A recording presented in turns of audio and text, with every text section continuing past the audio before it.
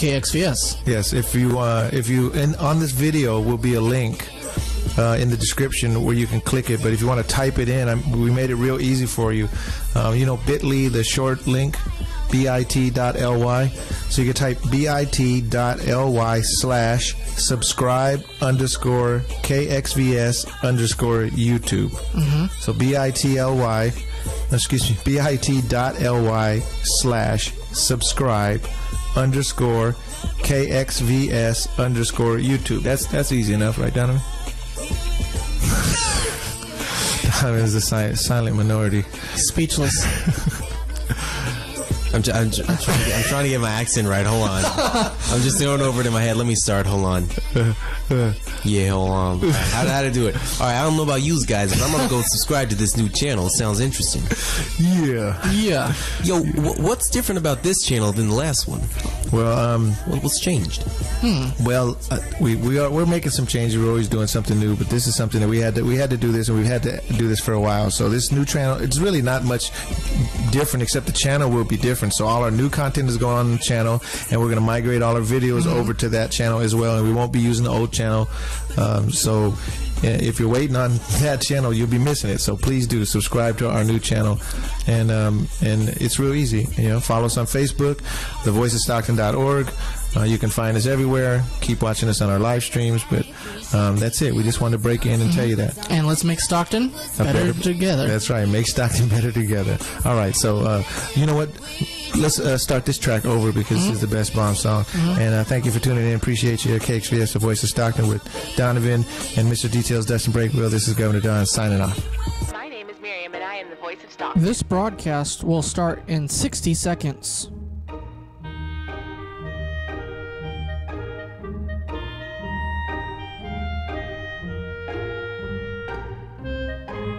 This broadcast will start in 45 seconds.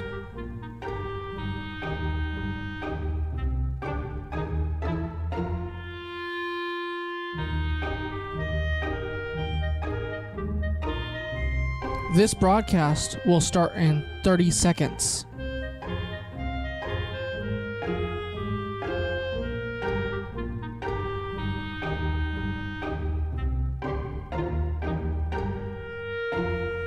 This broadcast will start in 15 seconds. This broadcast will start in 10, 9, 8, 7, 6, 5, 4, 3, 2, 1. The Voice of Stockton. For more information on The Voice of Stockton, go to thevoiceofstockton.org. The views and opinions expressed in the following program do not necessarily reflect those of KXVS, the Voice of Stockton, or its parents, affiliates, management, and staff.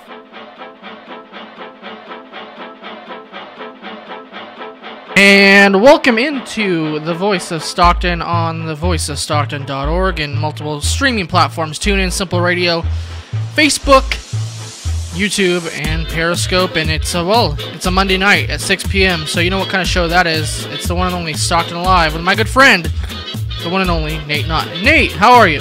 Well, I could be better, to be honest with you. I have almost no voice tonight, but once again, that's a relief to all the people that know me. It's not the best thing for doing a radio show, but we'll get through it. It's the reappearance of the problems I had, I don't know, what was it, about 7 weeks ago when you and I were both down. Yeah. You had strep throat, and I have some kind of sinus infection or something where my voice stops working, my ears start plugging up, and I get a little dizzy, and I have a humming sound in my head. Yeah. However, we'll get through that. That's why you have these powerful earphones on us so you can hear yourself speak. Usually I would have no problem hearing myself speak. Well, Nate, before we get to the topics on hand tonight, I know you had the opportunity to be downtown as always this weekend, right? That's right. What happened? Oh, we just went out as we always do. Yeah. My wife, my Peruvian beauty, who sometimes parties, we'll put it that way. We usually start happy hour somewhere downtown. It's usually at the newer Deliberation Room. And then we'll jump off to other points. Over the years, we've gone to Ciao Bella, but I don't think it's in business. It was the Breadfruit Tree, but I'm not sure what the status of that is. We've gone to the Vega Brothers quite a bit. We've usually gone to places with live music and dancing. Sometimes Garlic Brothers, there's a rumor they're ending their live music, at least for now. Interesting. We're members of the Village West Yacht Club, so which is the You have a yacht, Nate, real quick? You have a yacht? We are boatless members. Oh, interesting. Now, I've thought about getting an aluminum boat and putting an electric trolling motor on it so I can at least say that I have a boat, but no, I don't have a boat at this point. I drink enough water that I'd probably sink the boat. I don't drink enough water. I drink enough adult beverages where I might sink the boat if I had one. But fisherman Nate Knodt. Taking on too much water in or liquids, I should say. But anyway, so we sometimes go out there. They have some remarkable Taco Tuesdays out there. Let's see. I know I'm leaving out. We go here on the place we go to quite often is right here on the Miracle Mile of the Ave, just down the street. Yep. We go to the Mile Wine sometimes. Practically across the street is Werlo's with all their live music and their wonderful steam table food and their beers, and there's a lot of good places that we haven't gone to recently. Valley Brew has the Take 5 studios. I always forget to go to Valley Brew. Like it's out on, they have the Take 5. I said studios, not really studios. It's the performing center. It's a former banquet room turned into something of a music review room and banquet hall, where you have catered food and the alcoholic beverages from the Valley Brew itself, and then you have the partnership they have with UOP Jazz and the UOP Music Conservatory. So there's a lot of great things. When people say there's nothing to do in Stockton, I just want to box their ears in. There's plenty to do in Stockton. There is plenty to do. Now, Friday night, as we were going to the deliberation room for a special live music, there was also music on the terrace at the Hotel Stockton there with the Bella Vista. And then in addition to that, I didn't get over there, but Channel Brewing Company had something going on live, I think, the other night. And then there's a new Vox Pop that just opened. Which one again? Vox Pop. It's a brand new place. That's new to me. Oh, I'll tell you after the show what that's about, but it has... it's pretty cool. It's on North Hunter Street, so I'll tell you about that after the show. Well, North Hunter is right there downtown. So I've got to check that out. It's a brand new venue. On that. It's a brand new venue, yeah. And then there's an interesting old kind of traditional neighborhood place called The Store on San Joaquin and I want to say it's Fremont or something. Not Fremont. Fremont or Lindsay or something like that. Anyway, so we keep ourselves busy. And kept ourselves a little too busy this weekend, actually. Yeah, if you want to find Nate or Becky, go look at somewhere in Stockton on Friday or Saturday night. That's right. And meet them. That's right. Real quick, I said we're going to get the topics. Right. France won the World Cup. Yes, that's right. Yeah. And here's what I have to say about Marseille. that. France seemed to get better as the tournament went. Yeah. Because Peru kicked their butts and somehow lost to them 1-0. Peru had the two first games they played. They lost 1-0 and 1-0. In the first game, the guy missed a penalty kick for Peru in the first half. But they had point-blank shot after point-blank shot after point-blank shot in the entire second half.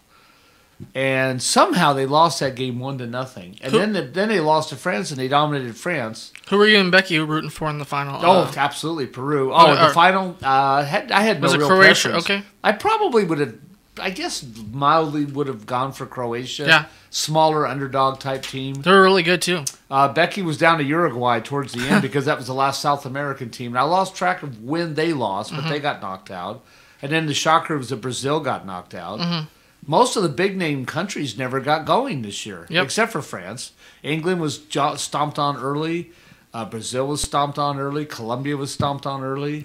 I can't think of all the plays. Argentina was stomped on early. Mexico made it to the 16. Mexico actually got to the 16 and was looking good. They couldn't get to that brick wall. The 16 has been their brick wall. Portugal was good for a little while, but they have Ronaldo. Who was that again? Portugal. Oh, yes, right. Portugal. But yeah, and Europe as a whole didn't really fare very well, except for France. Generally speaking, and Germany got knocked out right away. Germany was the defending champion. Right. So yeah, I would say for the sake of surprise and unusual activity, and for a whole bunch of teams advancing farther than expected, it was a great World Cup. This is Soccer Talk on KXVS. That's right. I still have a pet peeve. One pet peeve I have with soccer, though. What? It's not that I don't like soccer, I do. And it's not because it's low scoring. I know Americans always like to say, well, we don't like soccer because it's so low scoring. I don't know. That's not it. Have a baseball game that's 1-0. Yeah, well, you got football and baseball. I mean, football, you're getting 7 points for a touchdown, so it's multiple points. Yeah. But my greater point, and people, to me, completely misunderstand this. I don't think it's the score exactly that makes some people have a frustration with soccer. I love the sport, but I have one frustration, and that's that there's not many shots on goal. That's part of the egg. I guess that's part of the ecstasy and joy of it. Is you only get a few shots on goal. I wish the sport had more shots on goal. I wish they'd revise. I know it'll never happen because it's been too traditional, around too long. I wish they'd revise the offsides rule a little bit so it's easier to attack the goal. But my real pet, that's not my real pet peeve. My real pet peeve is penalty kicks. There's two things I don't like about penalty kicks. I don't think a championship should ever be decided on penalty kicks. In the National Hockey League. Oh, the shootout. Don't get me started. Yeah, in the National Hockey League and the Stanley Cup playoffs, they play until those guys just literally the playoffs are good, but the regular season but in the playoffs, they've gone as many as 8 periods to decide a champion. And baseball, extra innings, basketball, there's nothing better than an extra inning game in baseball to me. I don't know. And football, you got overtime. There's no sport I know of that allows you to such an easy way to end a game as soccer with penalty kicks. And here's the most traditional. Obviously, throughout the world, without a doubt, the most popular sport, undoubtedly by huge numbers, with football probably being number 2 now in the world. And maybe basketball's right there with football. I'm not sure, around the world. But every sport except soccer makes you play until you win. I do not like penalty kicks. But here's the main thing I don't like about penalty kicks. It's too close and too easy. Now, when I say that, I know they miss some. I'm aware of that. But it's basically a 50% luck or draw thing. The goalie dives the wrong way or he doesn't, and the guy that makes the kick or he doesn't. I think if you move the kick back about 15 or 20 yards and you allowed the goalie to move in advance of the kick, then you'd have a real competition on the penalty kick. In the NHL, on a penalty shot, like they do in shootouts, it's only 33% the guy's going to score. But in soccer, unless you just totally blow it, or unless the goalie gets lucky out of his mind, you're going to score. Yeah. And there's no real drama to it because it's such an automatic score. Just like I say, move it back 15 or 20 yards and let the goalie have a little more leeway. Let him charge the kicker, let him jump around, let him do whatever the hell he wants. But let him be aggressive as a goaltender and make the kicker have to kick it a little bit more. Even though I know they've missed some. I know Lionel Messi has missed some. I forget the name of the guy who missed, Cristiano Ronaldo, I think missed one. Cristiano Ronaldo? Yeah, missed one. I know the Peruvian guy missed one. But generally speaking, there's no challenge to a penalty kick. It's all pure luck. And that's Nate's Sports Rant of the Week.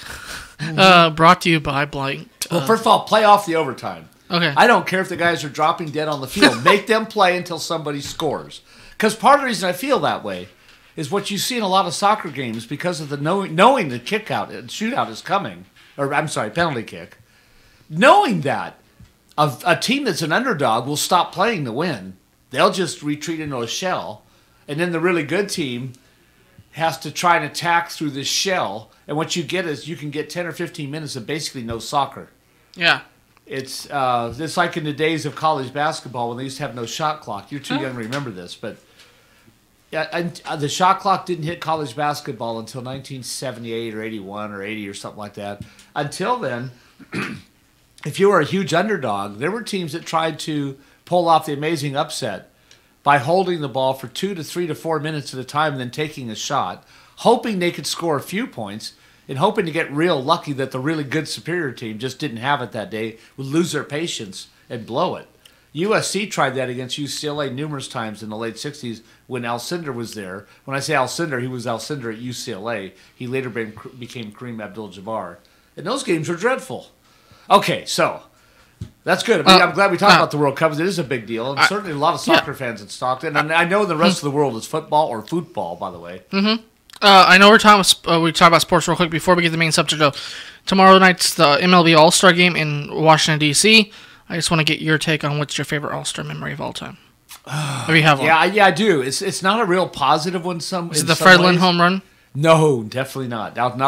Fred Lynn really underrated, though. Oh, I know, but hitting the grand slam off Atlee Hammaker essentially ruined Atlee Hammaker's career. But what people didn't know was Atlee Hammaker didn't tell anybody, but he was pitching, I think, with a sore shoulder or elbow that night. He shouldn't have pitched at all. He had to go on the disabled list, and he never was the same pitcher again the rest of his career. And I think he went in that All-Star game with a record of 12-4. I believe that was in Detroit, by the way, too. That was in Chicago. Oh, okay, that was in Chicago. I just happened to look at it on YouTube. Oh, okay, yeah. And the reason it was in Comiskey Park in 1980, it was the 50th anniversary of the All-Star Game, and the first one had been held at Comiskey Park. And, of course, in the first one is one where Babe Ruth did hit the first home run in All-Star history. Chicago actually created that game. I think the Chicago Tribune specifically helped create that game. Arch Ward, a sports writer there. But next year was a dramatic thing. In 1934, it was held in the Polo Grounds in New York, the former New York Giants home. And that's the one where King Carl Hubble struck out the 5 straight guys in succession. The unbelievable string of Babe Ruth, Lou Gehrig, Al Simmons, I forgot who the other guys were.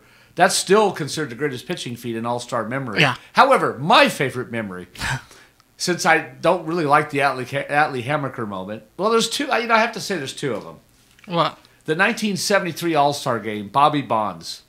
Totally dominated, was the MVP. The San Francisco Giants, Bobby Bonds. That's the year Bobby Bonds hit 39 home runs and stole 43 bases, batted .289, and drove in 100-something runs. And... or maybe it's 96 runs. I think he drove in the 100 runs from the 1971 season when they won the Western Division. Bobby Bonds was somewhat of an underrated, unknown player until that All-Star game. And that's the year that he came the 1 home run short from being the first 40-40 player in history. And he hit a home run. And he went in the last game of the season in Cincinnati needing 2 home runs. He hit a home run in his second at-bat. Either his first or his third at bat, he hit it to the fence. Wow! I mean, he stole a base in that game too, I think. But okay, so anyway, getting back to my favorite actual All-Star memory though is the 1970 game. That's when I became a sports fan. I really wasn't a sports fan until 1970. I was 13 years old. I was becoming coordinated as an athlete. Somehow the bell went off in my head about sports, and that year the Giants. They didn't do well on the field, but they had a great hitting team. And Mays had his last great year as a Giant. McCovey had a great year. That's the year Marichal had a reaction to penicillin and almost died. Wound up only 12-10 and just crippled the Giants the whole year. But what made that All-Star game memorable for me was the American League was leading 4-1 going to the bottom of the 9th at Cincinnati's brand new Riverfront Stadium, and Dick Dietz, a San Francisco Giant catcher, his only All-Star game, and he had a kind of a flash of brilliance for a couple years and faded away. Dick Dietz had the first big hit of the bottom of the 9th rally. He had a pinch hit single that drove in a run. And then later, I forgot who got the actual hit later, but somebody singled to center, and that's where Pete Rose ran over Ray Fosse and scored the winning run. And Ray Fosse, we're talking about the same Ray Fosse that was the Oakland A's excellent broadcaster. Yeah, color commentator. Right. And Ray Fosse never recovered fully from that injury. He was an All-Star catcher. At that point in his career, in 1970, he went in the All-Star game with like 15 or 16 with the home Cleveland runs. Indians. Yeah, Cleveland Indians had 15 or 16 home runs, a lot of RBIs. He still was a fine catcher the rest of his career, but he never hit like that again. Yeah. He did, fortunately, though, have a couple big hits in a couple World Series for the A's. Yeah, but it's a meaningless game. His career changed. So, I think he hit a home. I think he hit a fairly critical home run though in the Dodger World Series of '74. But I can't remember for sure. I believe he was traded to Oakland so they can move Gene Tennis to first base instead of him catching all the time. I believe that's correct because Tennis was not a great catcher. Yeah, so they needed pretty good first baseman, but not much of a catcher. Yeah, they need a better defensive catcher. Right. But let's get to the topic tonight. What's on the show tonight? We got our sports out of the way, folks. Okay. We actually came into the show with nothing, as we've stated. Hey, we got 15 minutes out of sports. Yeah, so but we actually had I'm going to talk about RTD had big service changes on March 11th of this year, 2018, and now we're going to conclude the final part of that whole route restructuring and new service by adding with the exciting addition of another BRT express route with our maroon-colored buses that will go east and west on Martin Luther King Boulevard. And we're also going to have dramatically improved weekend service for Southwest Stockton with a route that now goes east-west of Martin Luther King. That'll be replaced by the express route, and that route will come straight to downtown Stockton. That'll provide the first direct service on a weekend from Southwest Stockton to downtown Stockton since 2011. I've always wanted to ask you, since you're the man who does this for RTD and you have the numbers in your head, what is the weekend ridership for the RTD? Do you know? Yeah, on a Sunday we do. I'm sorry, on a Saturday, We do about 3,000 trips a day. That's not bad for... Not bad for considering the amount of service we put out, which isn't a lot. And then on Sundays, it's like 2,300. Now, we had a point in our career back in 2009 when we had 3 times, I'm going to say it again, well, actually, 3 times the level of service we had now. We got up to doing we were doing over 5,000 something a Saturday. Whew. And like 3,500 on a Sunday, and the service was reasonably good. Most people, if they chose to, could even go to work on the buses on weekends. But our budget just would not hold up for that. Yeah, that's when the economy wasn't that good. Yeah, well, it was just prior to the economy. Well, yeah, it was just the beginning of the economic meltdown. Yeah. And RTD, in just 2 years, had a tremendous millions and millions of dollars in funding cuts, and we just had to slash the service dramatically in 2011, and that did away with that. But we did build the weekend ridership up with a much smaller, simpler, straighter route system. Within 3 years, with 1/3 the number of hours, we built the ridership up to 4,200 a day on Saturdays, and I want to say 2,900 on Sundays. And for the amount of service we were putting out there, it was remarkable ridership. That was about 2014. It's dropped off somewhat, and now it's rebounding on weekends a little bit. Yeah, I've always been thinking of that question because I see the buses go up and down the Miracle Mile here every weekend. I'm like, wonder how many people ride the bus, because we know in other cities that people take public transportation 7 days a week, some people. Right. Here our weekday ridership is much more pronounced. I don't want to leave people those numbers. Okay. We do right now currently, after a string of 3 years of very disappointing ridership caused by both national and state trends that are beyond our control, but we're trying to react to them and rebound to them. Our weekday average ridership for our entire system is a little over about 13,200. That includes all the commuter buses and everything else that we run. However, before the budget crisis and the economic meltdown, at the same time I told you the weekends hit this nice peak ridership, and when we had full-blown service all over town, we hit a point in, I want to say it was fall of 2008. We averaged over 20,000 riders a day. For 2 consecutive months, we averaged that kind of rider on weekdays. And those numbers are good, right? That's astounding for the city of Stockton. Yeah, I was going to ask, are those numbers good for the numbers population-wise? Right, and the numbers we have now are much more indicative of a California Valley town that was designed with urban sprawl, and it's all auto-centric, very few pedestrian. What people forget is to have good bus service, you also have to have good pedestrian access. This is not a great pedestrian town. Can I ask you what the best city in California with public transportation is? Like do you know number-wise? Oh, yeah, unquestionably by per capita population, I'll use that adviso, is San Francisco. Okay. San Francisco is the number 2 city in America for intensive ridership of a transit system. What's number 1? New York. Okay. Oh, yeah, of Now, course. they're not that far apart, except I'm talking about in averages now. You can't compare the two in raw numbers because New York's 10 times the population. But San Francisco averages about the same number of daily riders as its entire population. That doesn't mean everybody rides the bus. Do you know number 3? No?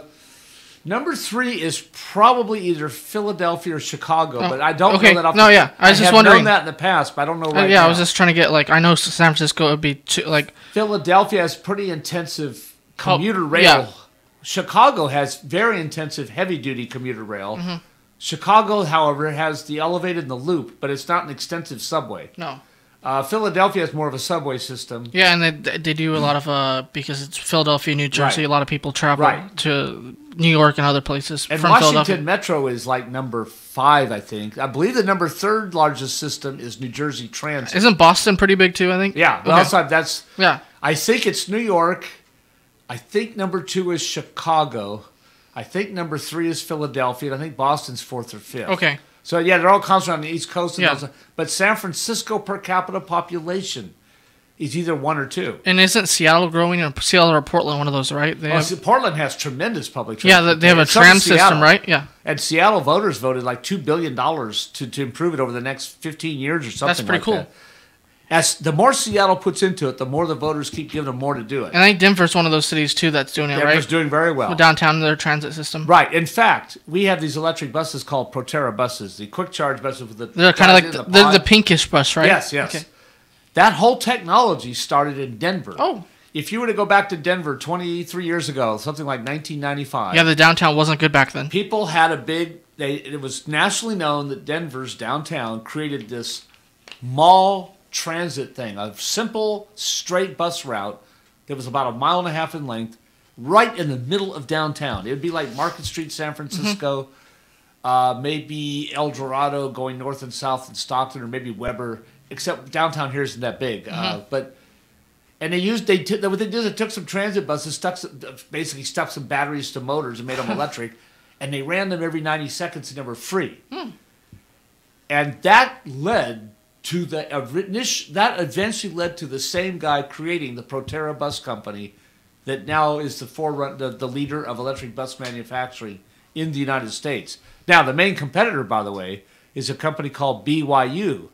They are Chinese-owned. Go Cougars! Oh. Yeah, I know. They are Chinese-owned. And then what the acronym stands for makes me want to just literally bring your own dreams. Oh. Or no, build your own dreams. That's interesting. What an interesting thing to throw out there, but it's actually Chinese-owned and operated. And I'm not against the Chinese per se, but I don't really want them becoming dominant in our bus manufacturing industry. Okay, I know I asked you topics getting out of hand, but back to this bus. This was my main topic for today. But okay, back to this. Take us through the timeline. Like, how do you figure this? If people don't know, Nate Knodt. You mean a bus route? Yeah. People don't know, Nate Knodt is in charge of the bus routes for RTD. He comes up with all the numbers and all that. How do you come up with all this stuff? I hope our viewers can stick with me as the people used to do with Lawrence Welk when he was advertising for Salmonex and Seritan. Okay. Please don't take your laxatives yet. Take us through. So here's how we... Take us through your timeline. Okay, because this is going to be boring as hell to most people. But no, what happens is two things happen. Okay. And I just did it today. I should have brought my spreadsheet in here. I just created a whole spreadsheet of how all these new routes are doing ridership-wise. I'll come up with these questions top of my head. Versus what we had before. I'm talking about before and after March 11th. Okay, so two things happen. You either see ridership going up or down. If it's going up, you probably want to expand service. So this is how you design a route, right? Right. Okay. Well, you see the need for it. Or if the ridership's going down, you figure, well, we have to do either move that route, reduce the service on it, bring something, or redesign to do something different than it does now. And then, secondly, that's number one, just based on ridership. Then number two, if there's a new development or a new shopping center or a new Walmart or something, you look to see, one, do we have any service at all there now? If not, we got to get something out there somehow, but we got to find a way to fund it, and we have to figure out what the street pattern is it could go to. Just because you build a new Walmart, say 5 years ago, Trinity Park West Plaza, or whatever it's called, Trinity Park West Place, Spanos Park West is what everybody knows. Just because you need a bus out there doesn't mean you have a lot of options how to get it out there. In that particular case, there's only one through road to get you there. So you have to design a route on that road. Now, if you take some other destination, I'm trying to think of an example of this without taking too much time here. You could have a destination, say, on March Lane, or that's not really a good example because bus service isn't really good on March Lane because of the extraordinary congestion and traffic, I might add. It's hard to physically run a bus route on March Lane. That's why we don't have more service there. Let's say you have something on northern El Dorado. Well, you could run a bus up El Dorado to get there. Or you could run a bus up San Joaquin Street and come over on Harding or Alpine. And you have to come, maybe you're bringing something from the mall. So my point is, depending on what the new development is, where it is, then the first thing you do is literally look at street maps and figure out what is the best route to get there and what can we connect it to. You have to allow people to get to it. Most people are going to have to transfer a bus once to get somewhere. So if something was started on North El Dorado, what would you run from the mall to it? And what would you run from downtown? What helps you collect the data as somebody that does this? What's that again? How do you collect the data? That's a great question. Yeah. There's 3 ways we get ridership data. We get it off the fare boxes. Those buses that have fare boxes, the fare box count, and they're electronic fare boxes, and people swipe tickets with a scanner, they put money in, or sometimes they shoot a ticket down and it comes back out. The fare box counts all that. Okay. Counts the passenger trip, it counts the fare that was collected, and then if the driver pushes the correct button, it tells you what kind of fare was paid, such as senior disabled, half price, or whether it's a 31-day pass or a one-ride ticket. So the fare box is the most common way with most of our routes, because all of our routes except the BRT Expresses have fare boxes. Now, on the BRT Expresses, And actually, all of our bigger city buses have this. We're in the process of calibrating this process right now, but we've calibrated it for the BRT routes.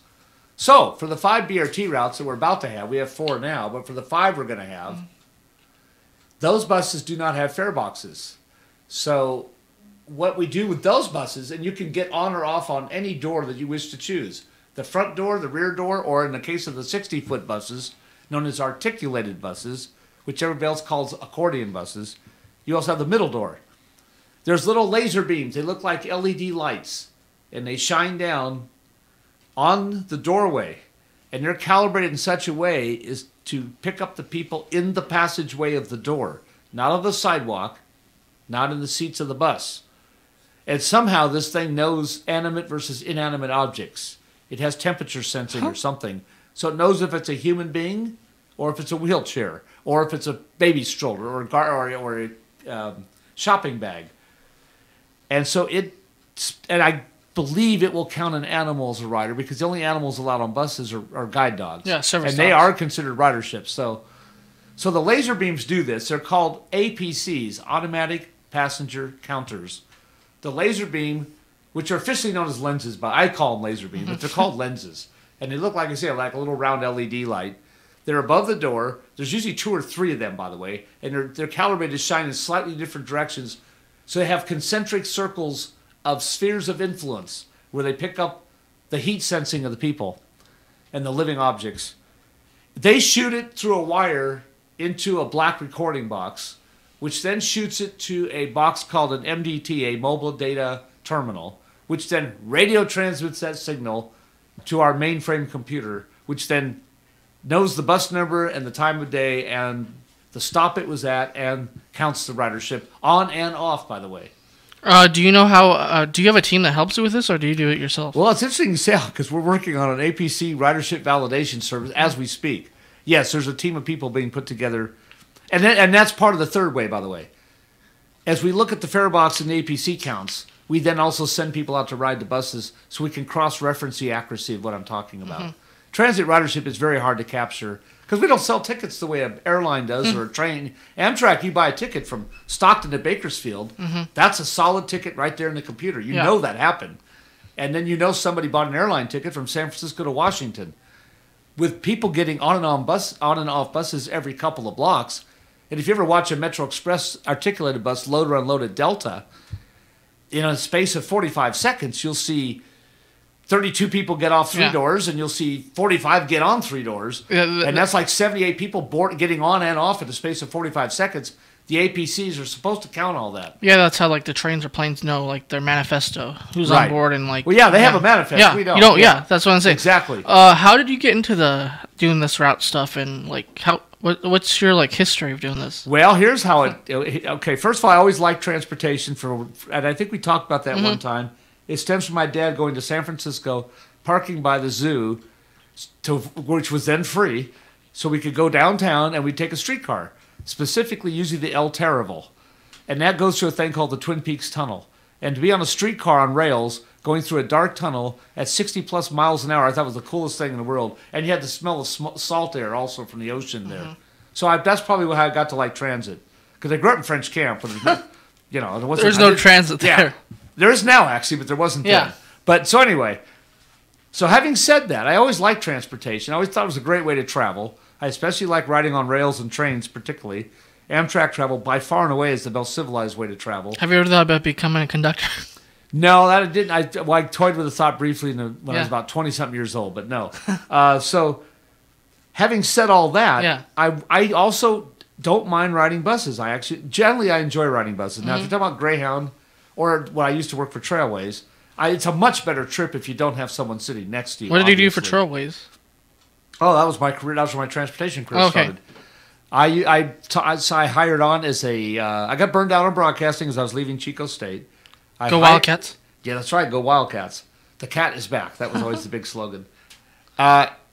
So I decided, I thought that you mentioned Amtrak. I knew people at Amtrak, and I decided I was going to go try and hire on. So I went to San Francisco, a place called the Transbay Transit Terminal. This is the original one, which has since been demolished, and you're about to open a gala huge, mega monster new version of state-of-the-art version of the Transbay Transit Center terminal. But so I went there. I went to the Amtrak ticket counter, and I did fill out an application. But Ronald Reagan had been elected president the night before against Jimmy Carter. This was 1980. 1980. This is November 1980. I don't remember the exact date, November 6th, 4th, something like that. And I knew that Reagan was not going to be kind to the budget for Amtrak. So I also went right next door in the same waiting room to the next ticket counter and applied for a job with Trailways Bus Company, which is then a big, wide national company competitor to Greyhound. Back when there was 150 million bus passengers a year, now Greyhound has about 18 million. That's how much it's dropped. Now, there's a lot of regional carriers with ridership. So that number's not apples to oranges. It's not apples to apples. But so, and we were in the second of the energy crisis. At the time I was doing this, there was appeared to be a great future for ground public transportation. And there was an increase in ridership because people were upset about gas prices and stuff. And it was one of the first of the environmental movements towards transit and smart growth was happening at that point. So I signed on and I got hired, and I got hired by Trailways immediately to be a phone information clerk and a morning ticket clerk. For a few months, for a couple weeks, I moved from Chico to Manteca, stayed with my parents, and then commuted on a Trailways bus to and from San Francisco from Modesto to go to until I got my studio apartment in San Francisco. Now, I was I rose to terminal manager. Later, I was director of regional operations for Trailways, based in Las Vegas for a 4-state area. And that was You lived in Las Vegas? Yeah, I lived in Las Vegas for almost 2 years. That's where I met Becky. What year was that? International tours, 82 and 83. And I was there just as it was turning from mob-owned to corporate-owned. Oh, I haven't even asked you about this. Maybe that's a future show. Yeah, that's a future show, right. So anyway, don't have a debt with Binion's Horseshoe. That's what I was told. I think I said have a bet. Let me rephrase that so you understand what I say. Don't build up any debt or owe any money to Binion's Horseshoe was the first piece of advice I was ever given in Las Vegas. I know this can go in like a different wormhole. We'll get back to the transportation. Yeah, we will. But you know the movie Casino with Robert De Niro and Joe Pesci? I haven't watched the whole thing. With Martin Scorsese as the director. There's also what's her name, Stone? Sharon Stone. Yeah, Sharon Stone. The movie the guy's based on, his name is Arthur. He owned a casino. I forgot the name of the guy, but yeah, we'll get to that later. But yeah, back to your topic. Okay. How you got transportation, but yeah. I'll have to look at that movie and see if I can relate anything. Yeah, I just want to ask you about that because you know Vegas a little bit. So I was there in 82, 83. Then I lived in Hollywood in 84. Ooh. That's all part of my Trailways activity. What part of Hollywood? And I worked in Union Station, Los Angeles for. What part of Hollywood, Nate? Real quick. Oh, I lived in Serrano. I can tell you Serrano Avenue, which was walking distance to the Pantages Theater, which is one of the historic ones. They hold a bunch of the big events. Yeah. How far was the Comedy Store? I don't remember. Okay. Yeah, because that was like, if you were there in 1984, that was when that was it though. I was there. That's when it was going. And I was there during the Summer Olympics too. Oh, nice. I didn't go, and I regret that now. But could have worked that. I was there though, and I experienced a couple interesting moments. I'll be back in Los Angeles very soon. So anyway, oh yeah, Trailways. You were working for them. Here's how I learned how to do routes. Your question was, how did I get into this kind of work? Yeah. Well, so I was telling you how I got the job, but all the time I was working at Trailways, I never designed routes. I'm sorry. My jobs at Trailways, I was never assigned to building routes and schedules. It was different, huh? But this is what did happen, though. In my term of being in charge of all the operations in Las Vegas in 83, we had a national Greyhound strike. How old were you at this age? Like 26. Oh, that's pretty, yeah. I was probably the youngest. I believe I was the youngest regional manager of operations in the history of Trailways Bus Company. Wow, you rose a multi-state area. Yeah. You rose the ranks really fast. I was rising up the ranks, having a great career, just as Trailways was going down like the Titanic. Yeah. Every time I was promoted, the water was just chasing me up. Happens like that, right? Yep. My shoes were always wet on the bottom, but we had a national. This is when Greyhound was still a major. People don't understand this today. Greyhound used to be the biggest passenger carrier in the United States, and I mean into the 80s they were there. Because there was a lot more individual airlines back then. So the airlines even though the airline business was bigger, the airline industry was much more splintered as far as who had how much ridership. Greyhound was was the dominant national company. Oh man, I like this color of the bus. I can see the Trailways Silver Eagle buses. Yeah, I like the color of the buses. And I was once a licensed bus driver. I could drive a Trailways Silver Eagle bus. 5-speed, double clutch, manual transmission, manual steering. Is that the one that's low to the ground? Well, okay. It's okay. I'll point it out. That one you had the arrow on right there, right there. That's what I learned this to drive. One? No, right below it. Right here? No, right below it. Right there. Yeah, go back up again. Right there. Oh, those are nice. That's what I trained to drive. Yep. That's the Trailways Model 5 Silver Eagle bus. I like the logo, by the way, too. I did too. The Screaming Eagle with the wrapped up with an American streamer, red, white, and blue American streamer. But anyway, so as I was the terminal manager or the director of operations in Las Vegas, and we had overnight, mind you, we had 5 times the business we normally had. I had to spend all day hiring charter buses and drivers. Was it a big depot? No, well, it was a moderately good depot, but it's not nearly as big as What part of Vegas was it in? About the size of this building. What part of Vegas was it in? Oh, right by across the street from the Lady Luck, right downtown. Oh, nice. You were only 6 blocks from the Greyhound station, which was a huge station. That's when they had huge stations with huge business. So I designed routes. I designed a Las Vegas to San Bernardino to San Diego route because there were so many people on Greyhound that did that. We didn't have that route. So I invented a route for Trailways during the strike. Now, the moment that I understood how to build a schedule is totally unrelated to that. I was riding Trailways or Greyhound to my roller hockey practices in Southern California when I was a nationally ranked roller hockey player. Whoa. You're a roller hockey guy? I thought we talked about that. Maybe for a second. I think I remember this, but I didn't. Yeah, I'm pretty sure we did. But anyway, what position do you play? I was goaltender. Oh.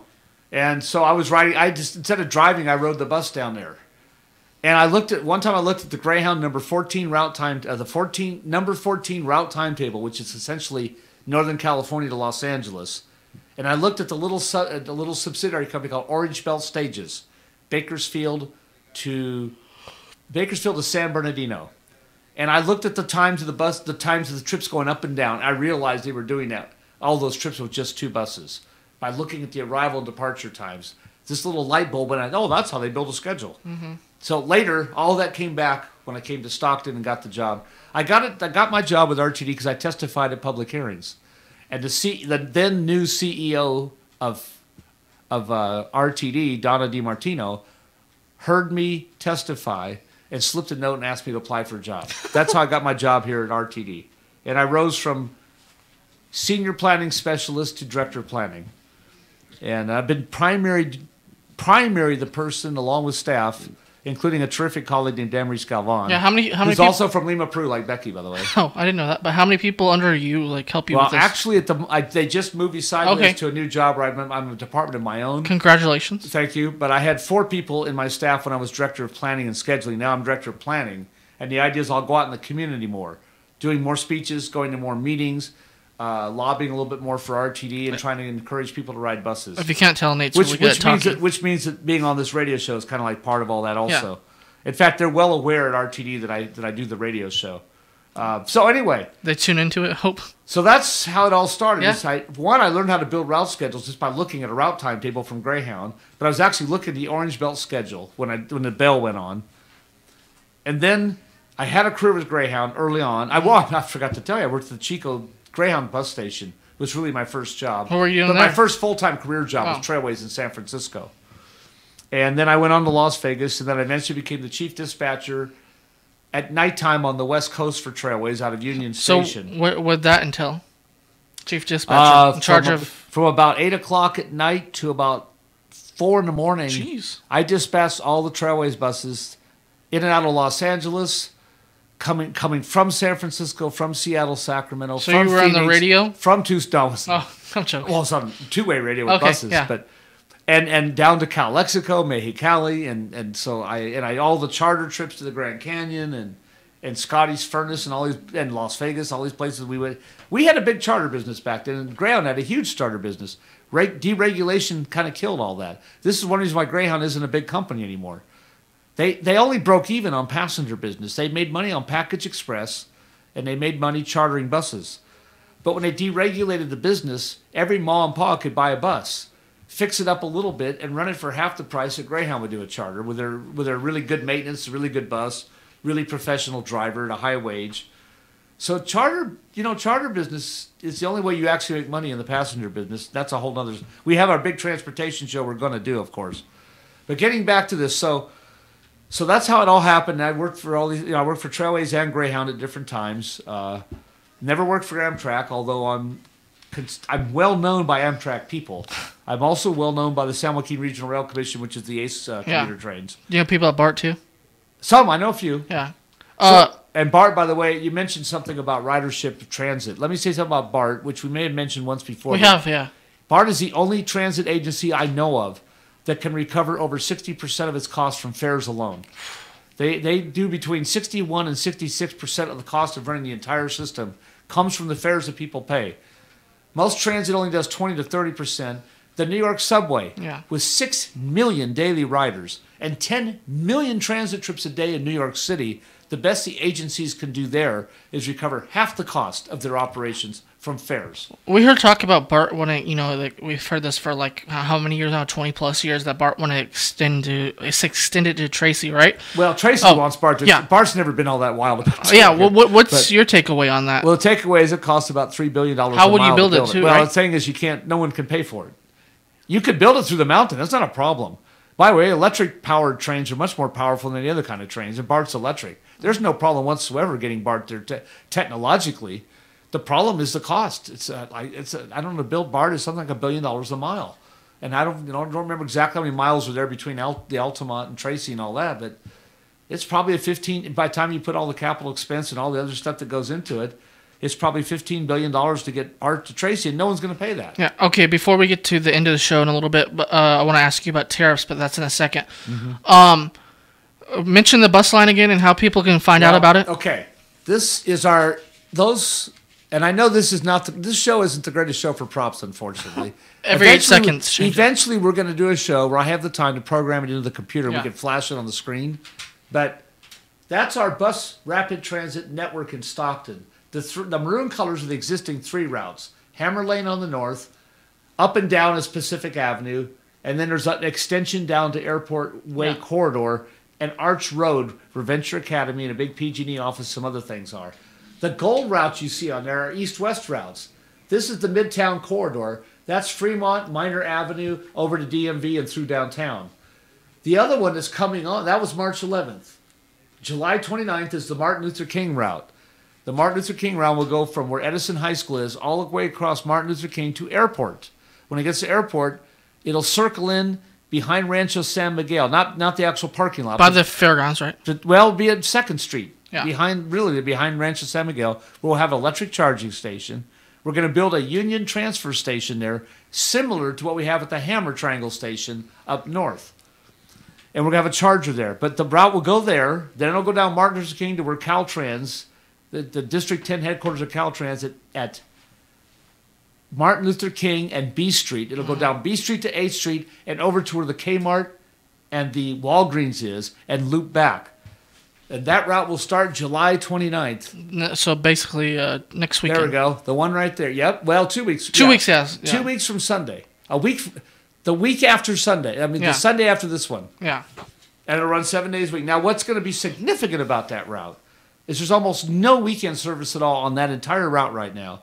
And when we inaugurate that route on July 29th, they'll have 30-minute bus service all day long from 8 in the morning to about 7 at night. That's awesome. On weekdays, they'll have 15-minute service running all day from about 5-something in the morning to approximately 7:30. What's your feedback on that from people? Oh, people have been looking forward to this route for a long time. It's been delayed for almost a year because we tried to hold out for the electric buses and the electric charging station. And we finally decided to inaugurate it on July 29th with our nice hybrid buses. Now, the Route 49 is already electrified. That's the one that became the first in the nation, first fast rapid transit route to be exclusively operated by electric buses. Where's that route in go the United States. Where's that route go at? 49? That route goes from downtown Stockton down to the airport corridor, down to the county fairgrounds, Rancho San Miguel. That's this route. Mm-hmm. Down to airport corridor. Then it goes over to Ralph Avenue, over to B Street. Goes B past industrial. There's a bunch of warehouses, including a new Amazon that's being built. Yeah. And we already have riders that go to Trader Joe's warehouse. And it goes all the way down Arch Road and Johnachini and Boeing, where you have the huge San Joaquin County Office of Education and the Venture Academy with its, I think it's 18 different charter schools that are out there. And that route is going to pick up some big ridership when Amazon opens. You wanted to talk about before we have only a couple minutes left, but you want before that we'll get to that at the end of the show. But you talked about the Port of Stockton. You said some stuff going on that you kind of been and we'll thinking do about. this again in the next show so we can so we can explain it more. Yes, what I was saying was, as you're aware, not everybody is aware that I host a weekly breakfast meeting called the Downtown Comeback Club. Oh, what time is that? How can people 7:30 to 8:30 a.m. It's open to everybody. There's no admission, no fees, no dues, no Where's charges. it usually at? No songs, no rituals, no attendance, no budget. We simply sit down and we advocate and we network and we disseminate information. We visit one another. We do have guest speakers of consequence. Where's that at, though? What location I usually? was just going to get to that. That's okay. Every 2 months we move from one restaurant to another. Always a local downtown restaurant. We're at Irma's at 524 East Weber Avenue right now in the beautiful new Cal Weber 40 building. She has terrific Mexican-American and American traditional breakfasts served on real plates, real sit-down service. They cost $9 to $11 a piece, the meals. Or you can get a breakfast burrito for maybe $6.99, I think, a big one. We're there from 7:30 to 8:30. It's open to anyone. And you don't even have an obligation to buy a beverage or a meal. You can actually just come sit down. The restaurants all agree to do that. They have no problem. If you can arrive at the meeting late, you can leave early. But we meet every Thursday morning from 7:30 to 8:30 at one of about 5 restaurants in the greater downtown area, including, using the winter months, the University Plaza Hotel restaurant. Nice. And they reserve a special space, and they print a special menu for us. Awesome. And we get a choice of 4 or 5 entrees, big helpings, including beverage and tip for $12. So 7:30 in the morning? Yeah. Oh. And otherwise it's the regular menu at all the other. Now, we had Saul Jobrack, the candidate-elect at our meeting last week, and coming up this week is Lincoln Ellis, who's trying to bring back the Boys and Girls Club in Stockton. Oh, we should get who runs them on the station. one. Yeah, we'll make sure we get him on this show after I get a chance to meet him a little bit. Yeah. He runs the Boys and Girls Club of Stanislaus County in Modesto. Awesome. And he was a former director of the one here before our fairly recent mayor had it, and the whole thing kind of melted down. And then, before him, I believe it was Dan Chapman. Yeah, that could be. Yeah, he was. And then we have another one confirmed. I don't remember. Jesus Andrade, our city councilman from Southside, is going to be on the show, but I don't remember what date he's scheduled for. And Bob Elliott, the supervisor, is going to be another guest soon. Well, okay, Nate, we have like a few minutes, but we can send it 5 minutes more.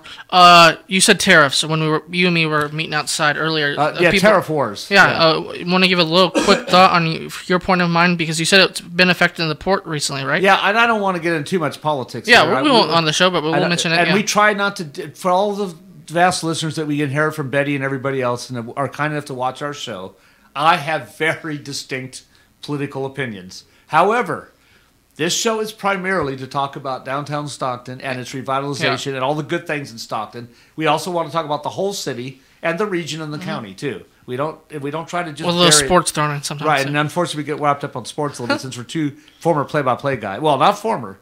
You're current. I'm former. Yeah. But we're still in the PA business from time to time. My season starts in a couple months. That's right. Yeah, about a month from now. But yeah. So we get off track a little bit. Our train takes a little sidetrack to the scenic land of sports sometimes. Yeah. But while I don't want to talk about politics, and I don't want to be partisan about politics, there are issues in politics that are going to affect Stockton, and that means it's fair game for this show. So since we are about Stockton Alive, and we've never done a show that I can remember without mentioning the Port of Stockton. No, our great inland port, and I always like to say you can count the number of great inland ports in the world on about 2 hands. Houston, Texas, and one of them. We've got one of them. Yeah, Houston is, by the way, the leading inland port in the United States. Is it now? Yes, it's like the number 2 port by tonnage in the whole United States of any kind. Because Gulf of right Mexico, behind New Orleans, by the way. Gulf of Mexico, those two. Yeah, I mean, it just has incredible. The smartest thing Houston ever did was build their Deepwater Channel. Stockton, by the way, built our Deepwater Channel in 1933. We were a steamboat town prior to that. We became an ocean port on February 2nd, 1933. A lot of people don't make that distinction. Maybe that's the next show. Now, here's the deal. Our President Trump, with his campaign promise of make America great again, and with his thing, America First, has done something that many people wanted for a long time. I will say that in the past, but in a much more measured, mild way, I have wanted to raise tariffs on some imports to the United States because I don't believe people trade with us fairly. Having said that, you just don't jump into this doing a belly flop in the pool. You have to think about it. And let me tell you why you have to think about it. Well, taxing imports as a way to protect American industry and jobs sounds wonderful. It sounds like a wonderful steak dinner with potatoes on everything else. But you got to be careful about this stuff. There's always an opposite and equal reaction in the economic world to anything that you do. I should say it's always equal, but there's always an opposite and reaction. Now, in the financial world, I used to teach economics in high school, by the way. In the financial world, nothing's ever all good or all bad. If you have a strong dollar, you have sometimes more inflation, and then you lose exports because nobody can afford the exchange rate. If you have a weak dollar, then things can get... I'm sorry, weak dollar leads to more inflation usually. But then you gain exports. So there's always a win. Economics is a zero-sum game, and it always tips towards winners and losers on any particular thing that you do. Now, what's happening now, however, is with these bold and huge tariffs that come off as kind of like a hostile action to, and they've done it to our allies as much or more than they have to our so-called former economic enemies. The problem is people will retaliate. And when they retaliate, then they obviously don't want to take our exports, and they tax those to death. And then, of course, when we do increase the import taxes, or when we put tariffs, some of the stuff's going to get imported anyway because we don't make it here. And undoubtedly on those things, the price is going to go up. But what's happened is there's been side reactions people didn't expect. Like farmers in Iowa and Kansas losing their exports because we're one of the few countries in the world with a food surplus. And that's one of our main trade exports is food, and people don't realize that. And it helps our Midwest and our Plain states dramatically. Yeah, Iowa, Kansas, Nebraska. And they're hurting now, and they don't know what they're going to do if this continues. The huge 800-pound elephant I've been talking about, people, but I haven't heard anything about it yet. One of the biggest businesses we have value-wise, dollar value-wise, in exports is our military-industrial complex. And to name one, Boeing Aerospace Company. There's only two manufacturers of jet airplanes left in the world. There's Boeing and there's Airbus in England. Well, I mean in Europe. It's actually based in France, really. They have been very successful at selling huge, multi-billion-dollar contracts of jet airplanes to other countries. Because until Airbus caught up to them, Boeing was the preeminent manufacturer of jet airplanes. The state of Washington. Yes. Sooner or later, China and these other people are going to say, the heck with you, United States. We're just going to buy all of our jet airplanes from Airbus. So Boeing eventually is going to get hurt on this, I assume. And so will the military-industrial people like Lockheed and Lockheed Martin and all. But real quick to get to your point, the reason why I mentioned the port, I mentioned it at Downtown Comeback Club 3 weeks ago. I wonder if this eventually is going to affect trade at the port of Stockton. It's like the next day after I said that, I pick up the Stockton Record, huge front page story. Already at that point, a ship had just been admitted to the port of Stockton that day that had been held in San Francisco, or Port of Oakland, for 39 days. Actually, it was the port. It was anchored in the Bay of San Francisco for something like 39 days while they excuse me, while the ship owner and all the people involved with the cargo determined what the tariff prices were supposed to be and how profitable or unprofitable it would be for the ship to continue to Stockton and unload. Yep. And Nate, before we go, what are you doing? You and Becky doing this Saturday night? We're going to be at the Summer Wonderland. What? Here, hosted by the voice of Stockton, KXVS, right over here at the beautiful, dramatic, all window-paneled, a beautifully illuminated art lab. Yeah. Here on Pacific Avenue, Miracle Mile. What is our side street right here? By Bedford. So the Bedford Block Party. Bedford, that's right. Yeah, 2001 Pacific Avenue. That's where the art lab is located. The great owner, Drew Hunt. Awesome guy. Right. But we will be having food. And it's free. Yeah, free event. But you have to get... We'll have food. We'll have drinks. We'll have alcohol. Not alcohol, excuse me. Beer and wine. Yes. No alcohol. Adult beer beverages. And wine. Adult beverages. From beer from our great friends at Channel Brewing. All those guys over there. And then we'll have live music. As I mentioned, food. Vendors. Prizes. Raffles. And a lot more. We'll have music and live music from 6 to 10 p.m. at the Art Lab. And according to the flyer, in addition to everything you just said, you hit them all except one. Yeah. You'll have fun! Exclamation. Yeah, we'll come out and have fun because we'll... That's 7 things you get for free. Yeah. Music, art, food, drinks, food's vendors, not for free, though. Drinks not free. Oh, food, well, okay. Yeah, Food and drinks are not for free. 6 things for free, food's available. And yeah. It'll be worth paying for. Will be, yeah, because it's great local And this food. will be the Bedford Block Party Summer Wonderland for the voice of Stockton, KXVS, which is the great equalizer for Stockton media. Positive spin on a lot of negative stuff everybody knows about in the city of Stockton.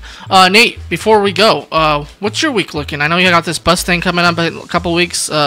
Is that what you're going to be focused on? My week is going to be, we're doing a lot of number crunching and narrative writing about these services. So that's going to be Nate's week, but next week we'll come back and talk about those bus routes once again, because this was a fun show, actually. For Nate Knodt, I'm Dustin Brakebill, and this is KXVS, The Voice of Stockton. For more information on The Voice of Stockton, go to voicestockton.org, or on our social media platforms, Facebook, YouTube, and Twitter, and Periscope, that's Twitter. And for more information on Summer Wonderland, go to The Voice of Stockton on Facebook. Until next time, from the Miracle Mile on... Well, Miracle Mile. We're on the Miracle Mile here at the KXVS Studios on the Miracle Mile. I'm Dustin Brakebill. Good night. You've been listening to Stockton Alive with the one and only Nate Knodt.